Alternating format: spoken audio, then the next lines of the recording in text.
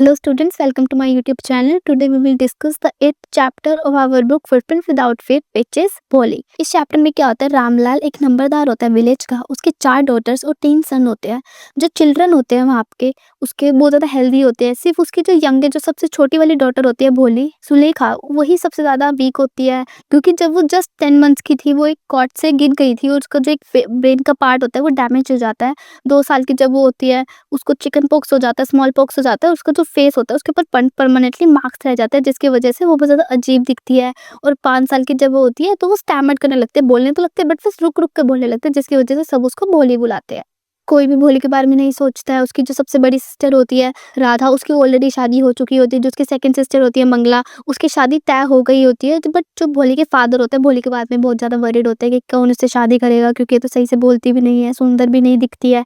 Fortunately उस time पे गाँव में एक प्राइमरी स्कूल फॉर गर्ल्स खुलता है, जो जहाँ पे तहसीलदार आता है उसको इनॉग्रेट करने। तो वो तहसीलदार रामलाल को बोलता है कि तुम्हें एक एग्जाम्पल सेट करना चाहिए अपनी किसी भी डॉक्टर को स्कूल में भेज के। तो जो रामलाल और उसकी वाइफ होती है ना, वो गर्ल्स स्टडी के बारे में इतना अच्छा नहीं सोचते होते, वो इसके अगेंस्ट ही होती है, बट वो तहसीलदार की बात को भी नहीं टाल सकते। तो वो क्या करते हैं, वो भोली को स्कूल में भेज देते हैं ताकि वो एक एग्जाम्पल भी सेट कर सके और रामलाल तहसीलदार की बात को भी रखते। अब जब भोली के जो पेरेंट्स होते हैं उसको जो पकड़ के, जो उसके फादर होते हैं उसको पकड़ के स्कूल लेके जा रहे होते हैं, तो भोली एकदम से डर जाती है। उसको ऐसा लगता है कि जो ऐसे ही पिछली बार जो मेरे फादर है वो एक गाय को पकड़ के लेके गए थे और उसको बेच के आके पैसे ले आए थे, तो वो डर जाते हैं एकदम से। बट जैसे वो देखते हैं उसको अच्छे क्लोथ्स मिल रहे हैं, उसके बाल बनाए जा रहे हैं, तो उसको ऐसा लगता है कि शायद वो एक घर से एक अच्छी जगह पे जा रही है, तो ज़्यादा हैप्पी हो जाती है।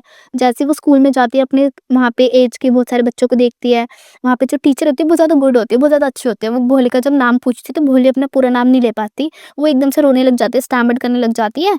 तो जैसे स्कूल खत्म होता है, जो भोली की टीचर है उसको बोलती है कि तुम अगले दिन भी पक्का आना। तो जब भोली हो जाती है एकदम से उस टीचर के साथ मतलब फ्रेंडली हो जाती है, क्योंकि वो उसको बहुत ज़्यादा अच्छी लगती है। और वो जो टीचर होती है भोली को बहुत ज़्यादा एनकरेज करती है कि तुम लाइफ में कुछ भी कर सकती हो, तुम्हें बस अपने ऊपर सेल्फ कॉन्फिडेंस रखना है, अपने ऊपर काम करना है, तुम लाइफ में कुछ भी कर पाओगे। तो जैसे ही भोली बहुत सारी क्लासेस को पास कर लेती है, एकदम से बड़ी हो जाती है, जो उसके फादर होते हैं उसके पास भोली का मैरिज प्रपोजल आता है एक साथ वाले विलेज से, विशंबर से। विशंबर क्या होता है, एक साथ वाले विलेज में रहता है और 50 ईयर ओल्ड मैन होता है और लंगड़ा के चलता है। उसके पास लम्स भी होते हैं, उसके चिल्ड्रन भी होते हैं उसकी पहली वाइफ से।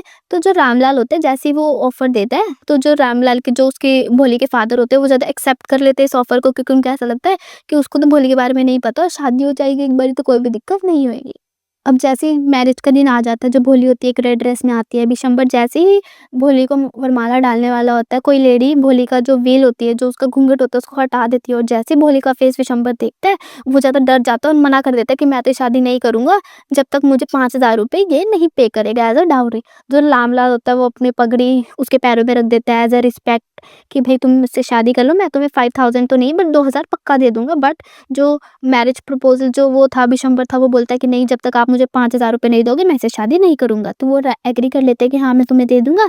तो जो बारात होती है वो जैसे ही भोली को डालने वाला होता है वो वरमाला, भोली मना कर देती है कि नहीं, ये बहुत ज़्यादा ग्रीडी मैन है, बहुत ज़्यादा कोवार्ड है, बहुत ज़्यादा मीन है, मैं इससे शादी नहीं करूँगी। तो जो उसका रामलाल फादर तुमसे तो ग्रीफ शेम से भर जाता है कि कैसे मेरी डॉटर ने एक बारात को वापस भेज दिया। बट भोली उनको बोलती है अपने फादर को कि नहीं, मैं आपके ओल्ड एज में जब आप बूढ़े हो जाओगे मैं आपको सर्व करूँगी, मैं आपकी देखभाल करूँगी। और वो ऐसी बोलती है और उसके जो फादर होते हैं बहुत ज़्यादा उनको अच्छा लग रहा होता है। जो उसके टीचर होते हैं वो भी वहाँ पे होते हैं, बहुत ज़्यादा प्राउड फील कर रही होती है कि कैसे एक एजुकेशन भोली को इतना अच्छा उसके अंदर इम्प्रूवमेंट ला सकती है। So this is all about this chapter. Keep learning. Thank you for watching.